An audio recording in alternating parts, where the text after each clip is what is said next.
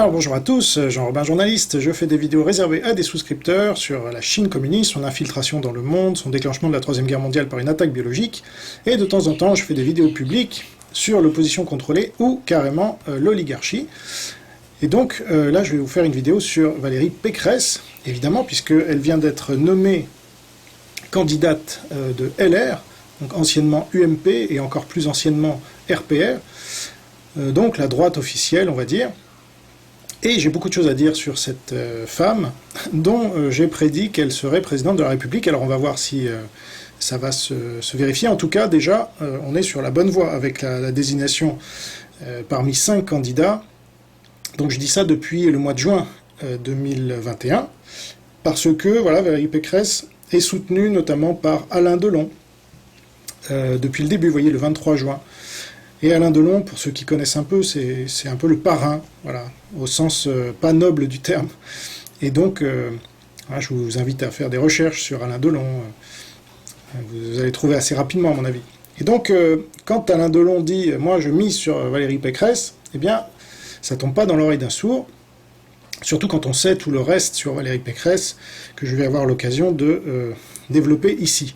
Et puis, quand le 5 novembre, c'est-à-dire quelques jours avant la désignation de la ou du candidat LR, vous avez Jean-Pierre Raffarin, alors lui qui est le parrain mais des collabos du Parti communiste chinois, et qui parie sur Valérie Pécresse. Alors là, il n'y a quasiment aucun doute sur le fait qu'elle va arriver en tête, et comme par hasard, elle est désignée candidate quelques jours plus tard, mais on apprend, parce qu'il y a encore des journalistes qui font leur boulot dans ce pays, et je ne suis pas du tout de leur bord politique, mais peu importe, j'ai souvent dit et répété que Mediapart avait sorti des informations intéressantes, et c'est les seuls à avoir dit, déjà c'est eux qui ont eu le scoop, donc, que selon Mediapart, des Chinois ont fait élire Pécresse, en fait.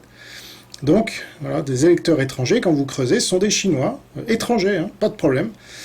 Alors là, ça commence à devenir un peu gros, et cette information, à ce jour, donc j'enregistre le 10, elle a été sortie le 9, mais on est déjà le 11 en France, et elle n'a été reprise par aucun autre média. D'habitude, quand Mediapart fait un scoop comme ça, c'est repris. Eh ben non, pas là, vous voyez. Alors, il faudrait se demander un peu pourquoi. Donc, je vais me pencher sur Valérie Pécresse, je vais vous expliquer pourquoi elle a été élue grâce aux Chinois, à tous les sens du terme. Ça remonte à loin tout ça.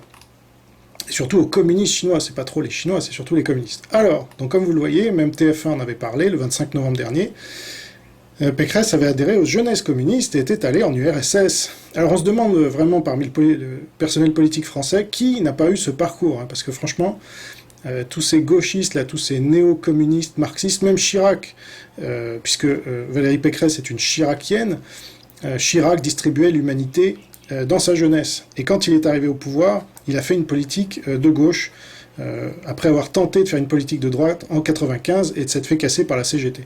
Donc au lieu de faire comme Margaret Thatcher et de casser les syndicats, qui voulaient faire un coup d'État, eh bien il s'est laissé aller à la facilité, et donc la réforme sur les retraites n'est pas passée, et Chirac s'est dit, bon, je ne vais pas m'emmerder maintenant, je vais collaborer avec le communisme au lieu d'essayer de le combattre, ça sera plus facile. Donc Pécresse, c'est une bébé Chirac, elle a fait l'ENA, hein, donc ça aussi, tous ceux qui parlent d'autre chose que de l'ENA, quand ils veulent qualifier l'oligarchie, déjà se trompent. Parce qu'on voit que la plupart du temps, les oligarques sont énarques. Voilà. Alors je dis pas tout le temps, je dis pas parce qu'il y a eu Mitterrand et Sarkozy par exemple, qui n'ont pas fait l'ENA, mais tous les autres présidents de la République, y compris Chirac qui a été réélu, ont fait l'ENA. Bon. Et puis, une quantité phénoménale de premiers ministres, de ministres, de députés, etc. Et puis même parmi ceux qui sont un peu les oracles de Delphes, comme Jacques Attali, eh bien, ils sortent de l'ENA aussi. Bon. Donc au bout d'un moment, et donc Valérie Pécresse en sort aussi, et donc au bout d'un moment, je pense qu'il faut arrêter de dire n'importe quoi et de parler un peu plus de l'ENA qui a été créée par Maurice Thorez, secrétaire général du Parti communiste français, ami de Staline, déserteur, traître à la patrie, et que De Gaulle a fait revenir en 1944, ce qui est une honte, franchement, pour De Gaulle. Et ensemble, ils ont créé l'ENA, voilà, et ils ont mis en place le statut des fonctionnaires, etc. Bon, Et alors, Alena nous raconte un agent du KGB, eh bien, Valérie Pécresse a été tamponnée, comme on dit, par un agent du KGB, donc qui avait infiltré l'ENA. Voilà, donc il l'explique là dans son livre, enfin tout ça est public. Voilà, donc il raconte comment ça s'est passé. Il a infiltré l'ENA et maintenant il nous demande l'asile politique. En fait, comme le régime s'est effondré quand j'étais à l'ENA, donc c'était dans les années 90, mon travail d'espionnage n'a servi à rien. Il a fallu 3 ans pour obtenir le statut de réfugié politique. Évidemment, je n'ai eu ensuite aucune aide des Français. J'ai gardé le contact avec d'anciens camarades de l'ENA, mais ils ne peuvent pas m'aider. Certains ne veulent plus me recevoir, comme Valérie Pécresse. Voilà. Donc, il avait rencontré Valérie Pécresse, il avait sympathisé. Et donc, tous ces gens-là sont des néo-communistes, des néo-marxistes, et le KGB y rentre comme dans du beurre. D'ailleurs, le Parti communiste chinois est basé sur le même principe que l'ENA, comme l'a déclaré Raffarin à plusieurs reprises. Bon, donc, Valérie Pécresse, on va revenir un peu, faire une petite chronologie, déjà. Donc, alors, avant une chronologie principalement ciblée sur la Chine, et puis une autre sur l'islam, parce que vous allez voir, ça converge tout ça, il faut quand même noter qu'en 2002, elle a été désignée Young Leader de la France, la French American Foundation. Parce que moi, je ne suis pas comme mes petits camarades anti-américains primaires. Moi, je vous dis tout. Vous voyez, eux, ils vous disent pas, ils vous parlent pas de la France China Foundation, ou du Paris Shanghai Club, ou des autres clubs d'influence chinois, pro-parti communiste chinois, mais moi, je vous parle des clubs comme la French American Foundation. J'ai aucun problème à en parler, puisqu'ils ne sont quasiment plus du tout influents depuis 2012. Et donc là, on est en 2002, Valérie Pécresse est très jeune, et elle est désignée à ce moment-là comme Young Leader, voilà, par cette officine d'influence américaine en France, qui est la French American Foundation. Sauf que depuis, comme vous le verrez, elle a été plus récemment membre du Paris Shanghai Club, et en fait, à partir de 2002, Chirac donc est réélu, il nomme Jean-Pierre Raffarin Premier ministre, et là, ça sera l'officialisation de la collaboration de l'État français avec la Chine communiste. Donc Valérie Pécresse sera entraînée là-dedans et va commencer à collaborer avec la Chine communiste et plus trop avec les États-Unis. Donc comme on le voit en 2007, donc là je vais me baser sur le site excellent que je vous recommande, qui s'appelle Les Amis Français du Parti communiste chinois. Vous tapez tout ça .wordpress.com et vous avez le site.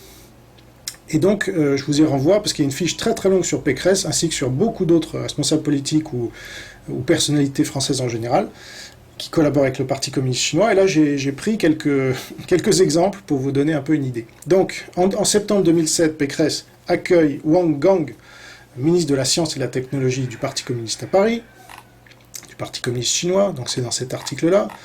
Ensuite, en 2010, elle est ministre de l'Enseignement supérieur et elle veut multiplier les accords de coopération entre établissements français et chinois. Travaille notamment pour elle un certain Édouard Husson, voilà, qui sera après ça président de l'ESCP Europe, dont Raffarin est diplômé. Donc là, vous voyez, on est dans le clan Raffarin et j'y reviendrai. Mais en novembre 2010, donc, elle veut multiplier les accords de coopération entre établissements français et chinois. Ensuite, en 2011, elle ouvre la 13e session de la commission mixte scientifique et technique franco-chinoise. Voilà, tout ça est relaté par les médias d'État chinois, comme le Quotidien du Peuple. Formidable. En 2013, elle visite la Chine pour y rencontrer Wang Gang, à nouveau, ministre de la Science et de la Technologie du Parti communiste chinois. Voilà. Donc là, elle est responsable au sein de la région Île-de-France, mais je crois qu'elle n'en est pas encore présidente.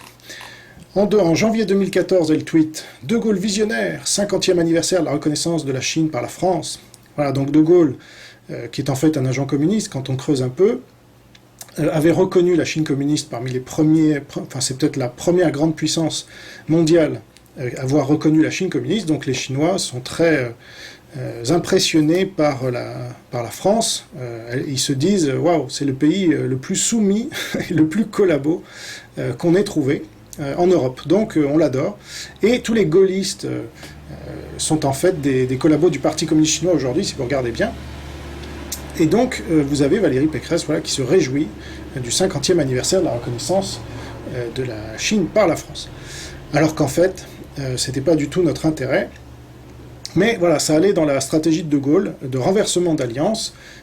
On était avec les les grandes puissances, hein, États-Unis notamment, et on s'est retourné pour faire une politique pro-arabe, voilà, ce qui nous a amené notamment toute cette immigration que les prétendus gaullistes aujourd'hui vouent aux gémonies. Voilà, ça fait assez rigoler. Donc en mars 2014, à l'occasion de la visite de Xi Jinping à Paris, Pécresse fait visiter Karma, une entreprise spécialisée dans le biomédical. En 2016, Pécresse inaugure la nouvelle banque chinoise Bank of Communications à Paris. Voilà. Ensuite, donc vous voyez, elle n'a pas chômé toutes ces années-là. Elle a bien collaboré. Et là, je vous prends qu'une partie, je vous renvoie au site Les Amis Français du Parti communiste chinois, vous verrez. En 2018, elle signe un accord entre la région Île-de-France et la ville de Pékin, où elle se rend. Donc vous voyez, avec ces belles inscriptions chinoises. Formidable. En 2019, alors là, elle passe encore un cran supérieur avec les négociations avec Huawei pour le pass Navigo. Alors je ne suis pas sûr que ça ait abouti, mais elle les avait bien engagés. Et puis, en octobre 2020, elle félicite Huawei qui inaugure son centre de recherche Lagrange à Paris. Donc là, elle est présidente de la région Île-de-France, pardon. Hauts-de-France, c'est son copain Xavier Bertrand, comme on le verra plus tard. Mais là, elle est présidente de la région Île-de-France, région la plus puissante de France, la plus riche aussi. Et elle l'offre sur un plateau à la Chine communiste, voilà, en collaborant vraiment franco, il n'y a pas de problème. Et en 2021, donc, elle se dit favorable à l'intelligence artificielle et à la reconnaissance faciale dans les transports, puisque la RATP, cette entreprise, ce monopole ultra-communiste, qui faisait l'éloge de l'URSS dans son journal interne en 1980, comme je l'avais révélé, eh bien, et qui n'hésite pas à prendre en otage des millions de gens pour maintenir leurs privilèges dus justement aux régimes spéciaux et au statut des fonctionnaires. Voilà, donc ça c'est en Île-de-France, et donc Pécresse a la main là-dessus, plus ou moins directement. Et donc elle pousse le système, la dictature technologique à la chinoise. Et puis elle n'a pas de soucis, vous voyez, elle est de droite, mais elle est tout à fait connivente avec le patron du Parti communiste français. Alors ça, il faudra qu'on nous explique, mais si vous n'avez pas la grille de lecture que je viens de vous donner là, vous ne pouvez pas comprendre. Voilà. Donc là, ils nous prennent vraiment pour des cons, mais c'est pas grave. Tout le monde tombe dans le piège. Et vous avez encore des gens pour nous dire que la France est ultra-libérale. Alors là, il faudra qu'on m'explique. Peut-être le Parti communiste français est devenu ultra-libéral, il faudra aussi qu'on m'explique. Plus récemment encore, le 14 novembre 2021, elle déclare « S'il y a une recrudescence de la pandémie, j'envisagerai uniquement le reconfinement des non-vaccinés. » Parce que les pro-partis communistes chinois sont les plus en pointe dans les mesures discriminatoires comme on voit en Chine, puisqu'ils appliquent le modèle chinois ici en Europe, de plus en plus, et ils sont les premiers à le faire. Par exemple, vous avez un des soutiens de Valérie Pécresse, c'est Rachida Dati, ça a été la première à mettre en place le pass sanitaire dans sa mairie du 7e. Voilà.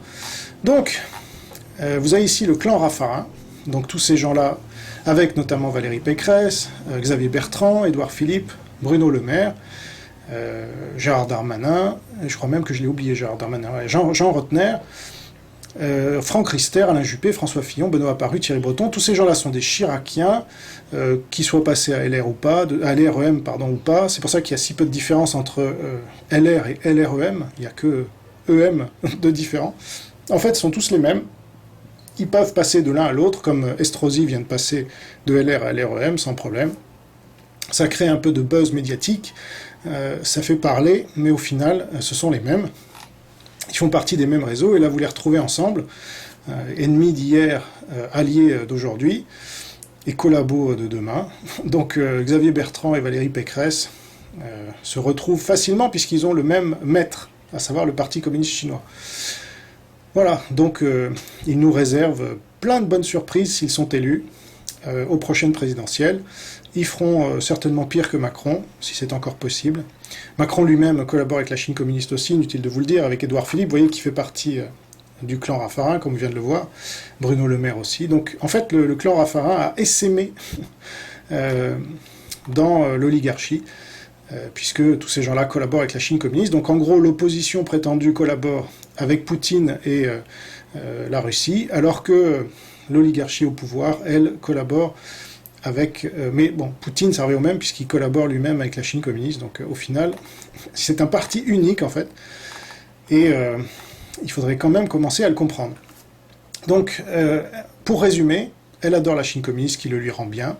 Voilà. Alors, elle est membre du Paris Shanghai Club, comme on va le voir. Elle a attribué une aide de 800 000 € à un entrepreneur chinois visé depuis 2014 par une enquête préliminaire du parquet national financier pour blanchiment et fraude fiscale après une plainte du fisc. Et Raffarin, en 2016, disait d'elle « C'est une responsable politique de grande qualité, elle est très dynamique, elle a été un bon ministre, c'est quelqu'un qui a de l'étoffe, qui sait décider, qui sait travailler, elle a la dimension pour Matignon. » Voilà. Et bien maintenant, elle a la dimension pour l'Élysée, semble-t-il. Donc, elle fait partie du Paris Shanghai Club, qui est peut-être le deuxième club d'influence le plus important après la France China Foundation. Donc ça, c'est moi qui l'ai révélé, personne n'en avait parlé auparavant. Personne n'en a parlé depuis, d'ailleurs. Tous les pseudo-journalistes qu'on a en France n'ont pas repris mon enquête. Le Paris Shanghai Club a retiré les noms que vous voyez ici de son site, sitôt mon enquête publiée, mais il y a encore les archives d'Internet Archives, donc tant pis pour vous. Et vous voyez Valérie Pécresse bien entourée, Augustin de Romanet, PDG d'ADP, un ancien général de l'armée de l'air, le PDG de Bouygues Construction, Thierry Breton, commissaire européen, Elisabeth Borne, ministre. Alors elle était des transports, du travail, on ne sait plus trop. Voilà, donc ça, vous voyez que on a affaire là à une des petite télégraphiste de Pékin, en chef quand même, et qu'elle pourra mettre en place la politique collaborationniste très facilement si elle est élue, comme le fait déjà Macron. Mais peut-être que l'oligarchie estime avoir besoin de 109. Donc ça y est, Attali avait déclaré qu'il connaissait peut-être le nom de la prochaine après Macron, sauf qu'il avait parlé d'une femme de 30 ans, de la trentaine. Donc certains ont plutôt mentionné le nom de Tcherkov, là, je ne sais pas comment elle s'appelle, Aude Tcherkov, c'était pas Valérie Pécresse qui pensait à Attali. Même si lui faisait partie il était membre du comité stratégique de la France China Foundation jusqu'en mars 2020, qu'il a opportunément enlevé son nom sitôt la pandémie arrivait sous nos contrées. Donc il ne pensait pas à Valérie Pécresse, et de toute façon Attali se trompe tout le temps, ce qu'on ne rappelle jamais. Certains lui attribuent beaucoup de pouvoir, beaucoup de machin, mais en fait, il fait tellement de prévisions, il se trompe beaucoup plus souvent qu'on ne le croit, et donc il n'avait pas envisagé Pécresse, même si certains voudraient le faire croire aujourd'hui. Alors, maintenant, on va passer à l'islam, parce que moi, ce que j'ai expliqué déjà depuis l'assassinat de Samuel Paty, c'est qu'il y a eu un basculement à cette occasion, et que l'oligarchie a estimé avoir le feu vert pour être de plus en plus anti-islam, appliquant ainsi la politique de la Chine communiste.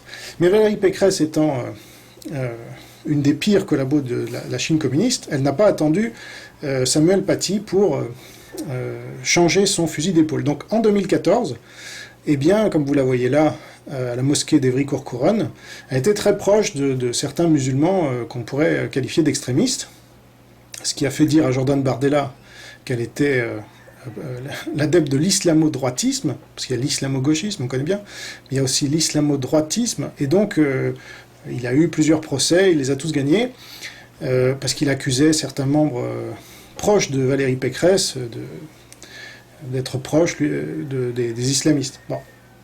Et là, vous voyez, en 2015, elle était à l'Iftar 2015, elle disait « Vous reconnaîtrez que nous avons fait du bon travail pour vous ».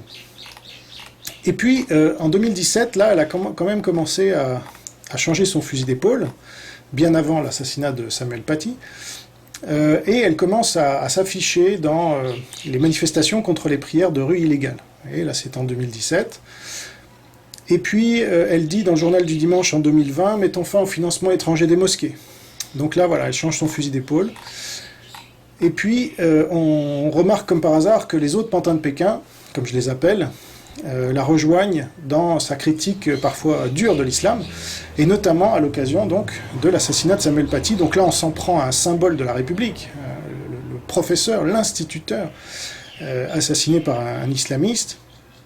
Et donc, vous voyez les déclarations de Raffarin, de Xavier Bertrand, et Valérie Pécresse déclare « Je demande une cellule police-justice de signalement pour nos enseignants dès qu'ils font l'objet de menaces, de pression de la part d'élèves et ou de leur famille ». Et donc, cette proximité qu'elle avait avant avec des islamistes, eh bien, elle l'oublie complètement, opportunément, et elle devient la première des anti-islam du pays. Macron fait à peu près la même chose, et elle veut aller tellement loin qu'elle en fait trop, évidemment. Donc, après une agression d'un prêtre orthodoxe, elle dénonce une agression islamiste. Donc elle tweet: après les attentats de Nice et de Conflans, un prêtre orthodoxe vient d'être grièvement blessé par balle devant son église à Lyon. Nous devons nous préparer une mobilisation générale contre le terrorisme islamiste, en y mettant toutes nos forces. Et en fait, on apprend peu de temps après que c'était une affaire de mœurs, en fait. Rien à voir avec l'islamisme. Donc ça rappelle un peu ce qui s'était passé dans les années 2004-2006, avec des accusations d'antisémitisme qui n'en étaient pas. Les leaders chiraciens de l'époque voulant en faire trop contre l'antisémitisme. Voilà. Donc, elle en fait trop, elle se trompe, mais elle veut montrer qu'elle est la plus anti-islam des anti-islam maintenant. Il n'y a rien de mieux pour faire oublier ses fréquentations passées. Et elle continue de s'afficher, vous voyez, comme le 14 mai dernier, avec des musulmans dits modérés à la Grande Mosquée de Paris. Mais la stratégie est bien la même que celle de Macron, à savoir, je dénonce l'islamisme et je vous en protège, et pour cela, il faut que je collabore avec la Chine communiste. Tout comme Pétain disait, je dénonce et je vous protège du bolchevisme, et pour cela, je collabore avec l'Allemagne nazie. Voilà, vous avez un peu l'idée de la stratégie politique de Valérie Pécresse, puisque ces gens-là vendent notre pays aux étrangers. Voilà, donc ça dépend lesquels, selon les occasions politiques. Et là, on va se servir de l'islam maintenant pour justifier la dictature technologique, après s'être servi de la pandémie pour justifier la dictature sanitaire. C'est assez clair, c'est assez net. Et donc, ceux qui ne l'ont pas encore compris vont, j'espère, finir par le comprendre, parce qu'il ne faut vraiment rien pour le cacher. Voilà, mais tout ça n'est pas du tout sincère. Le marxisme n'a aucune colonne vertébrale idéologique. On s'adapte en fonction des avantages qu'on peut en tirer. Alors les politiciens étant au sommet des menteurs, eh bien, ils font cela de manière vraiment spectaculaire. Voilà, donc les musulmans qui ont cru qu'ils allaient être protégés, voilà, ils ont voté à 92% ou 93% pour Hollande, et quelques mois plus tard, Hollande passait le mariage pour tous. Voilà, donc là, je crois qu'il y en a 2-3 qui ont compris. Et pour les anti-islam qui soutiennent Zemmour, par exemple, eh bien, c'est pas étonnant de voir toutes les têtes politiques collabos de la Chine communiste venant sur les positions de Zemmour. C'est pas du fait de son influence, mais lui-même, on l'a laissé parler pendant si longtemps dans les médias. Il a été le Français le plus médiatisé depuis 15 ans quasiment, plus que BHL, plus que n'importe qui d'autre. Et donc, c'est pas étonnant qu'on l'ait laissé aussi parler aussi longtemps, puisque la presse française n'a jamais vraiment été anti-islam, mais elle n'a jamais été vraiment pro-islam non plus. Voilà. Donc elle joue là aussi comme ça l'arrange, et vous allez voir, moi, mon pressentiment, c'est que l'oligarchie va être de plus en plus anti-islam, va rejoindre donc les positions de Zemmour.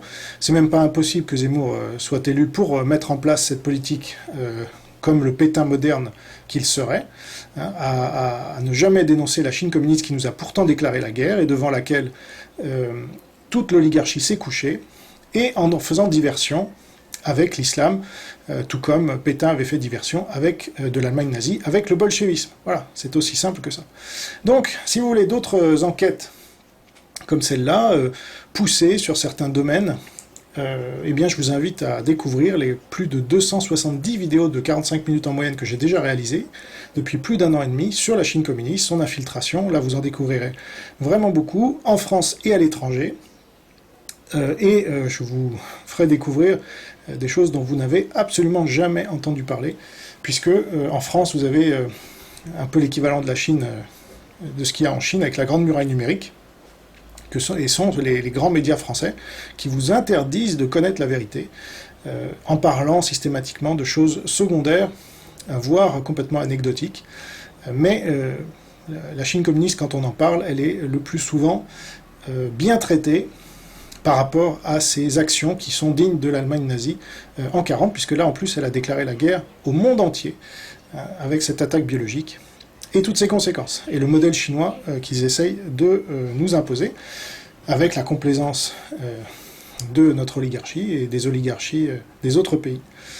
Voilà, donc si vous voulez me soutenir déjà en tant que journaliste indépendant, parce que je suis le seul, imaginez, à faire ce travail en France, eh bien, vous avez un lien dans la description, lien Patreon, et vous découvrez les souscriptions que je vous propose. Ça commence à 3 € par mois. et je publie 3 vidéos nouvelles par semaine. Donc vous aurez de quoi faire. Voilà, portez-vous bien, gardez la foi, vive la Nouvelle France libre, et le Christ Sauveur. Au revoir.